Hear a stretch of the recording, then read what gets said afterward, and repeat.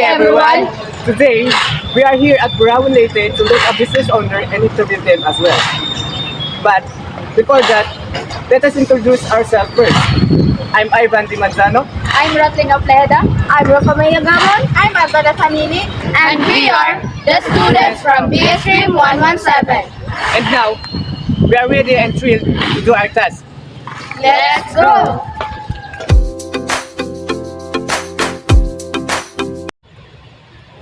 Good afternoon po, Kuya.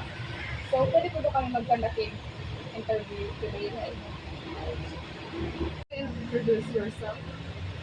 I'm Benjamin Vicentes Jr. I'm living in Barangay Arani, Barangay.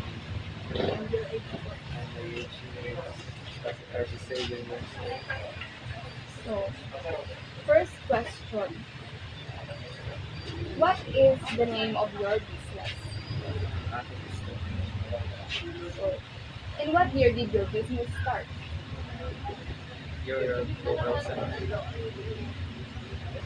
Where is it located? Living at Corners, San Ramon Street and San Ramon Street. San Ramon Street, District. So, what products and services does your business offer? School supply. What type of business owner are you? Sole proprietorship or single owner? Partnership or corporation? Single owner. Next question. What motivated you to start this business? Anong nag-motivate na iyo para mag-aya din yung sila din na business? Siyempre, para sa mga papuri, para nira ito nga. Nakagawa ko na ito para So, next question. Why did you come up with the idea for your business? How did you come up with the idea? Paano ka mo nagkamay-aran ng idea para mag-aya din yung business? nagkamay ka ng meeting niya kay iba na mga estudyante na arrive sa pagpapalip. Para pala magawaran yung natin. Qualities. So, next question. How much was your capital in building this business? Siguro mga 5K ang yung nantigang na kapital nito ay warang ang gudiya po na madako. So, nag-start lang yung buti. Done. Interest mo yan. How much did you earn day by day? Depende na. Makakahali naman yung 20, 15, depende na ito. Kamasok. Next question. What are the most important aspects of maintaining a good relationship with the supplier and with the customer?